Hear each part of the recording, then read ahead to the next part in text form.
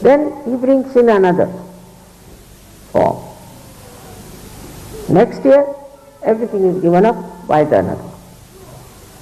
Third year, another one. So, pile of all these clothes are there.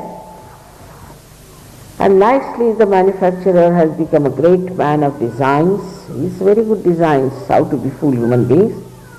He's become a rich man and you have become poor with all these kind of clothes which has no meaning for you anymore. About the same thing, about everything, something is fashionable. That means you have no individuality. We talk of individuality, but we want to do things which everybody is doing. I mean, you know that all kinds of absurd things people have done in the name of fashion. And especially people who are not traditionally bound, who have had no traditions like Americans, I would say. They go on changing after every 6 months. Every year you go, you find a new type of people there, new type of clothes. It's very surprising how they change so fast without even thinking whether this will suit me or not. Somebody says wear tight clothes, they'll go with tight clothes. Then they develop varicose veins, so they wear with the holes. Then they develop some other problem, then they wear another kind. Nobody wants to think, why should I change my dress? Like say in India, we wear saris, finished. Nothing doing. No problem with the tailor, nothing doing, whatever sari we like we'll buy. And a sari came called as mini sari in India, which was up to here, maybe, I don't know, not 6 inches, but at least up to the knee. It came for about, I think, 8-7 days in Bombay and went back. People said, get lost, we don't want it. So this headache of all the time getting into a fashion like herds without any sense in the head has to be understood properly. Why people do it? Because they have no brains, they are brainless people. They are not intelligent to see that we are befooled every year. But for surgeons, the Mahakali power works. And she teaches them, all right, this dress suits you, have this and is the best for you. Once for all your lifelong problem is solved. With this kind of blouse I started wearing from the very beginning perhaps. And I've been wearing it and now I find everybody wears the same stuff. Why to waste your energy in changing every day this blouse, starting from here to here to here and going back again like this?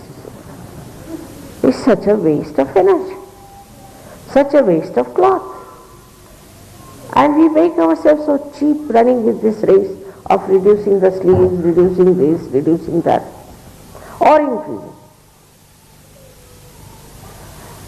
Is all a desire to impress people that we are very up to date. Who wants to know?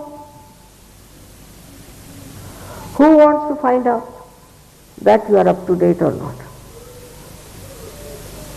And we have no courage to keep to our own dress that we have purchased. Why to waste so much money? We never even think. Go on changing for nothing at all.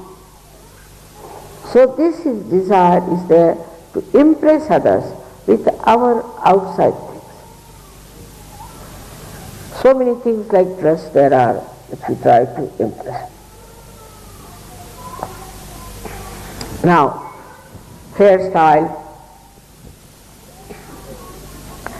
I read an article, they said that these hairstyles are responsible for many divorces. I was wondering, how can it be hairstyles be responsible for divorces? Because they had made a survey.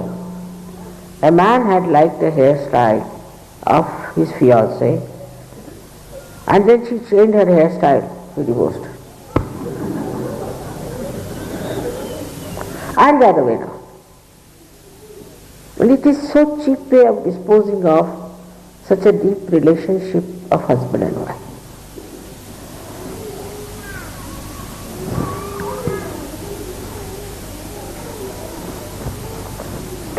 Now certain facts start. I also saw one documentary about a lady who said that it was in one of the advertisements, something sort of a thing appeared that your leg should be of this shape and what you should do. So poor thing spent so much time, energy, ran up and down to make the legs. I mean, what is the importance of these legs except for walking? So she went to make the shape like that. If she used to measure, it would be always something missing here or there. Then many people joined. They had a class for it. And a group joined to make legs like that. And ultimately they found out that that leg was made out of wood. And they spent so much money, so much energy to make legs like that. For what? What is the purpose? If anybody says, you run like this, they start running. They say jump like this, they start jumping. But why?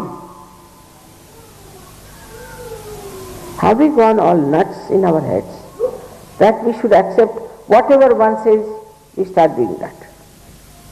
What is the purpose? So this kind of stupidity comes in our heads. When we start using our ego, with the ego a person becomes absolutely stupid. Because he'll say, what's wrong? What's wrong if I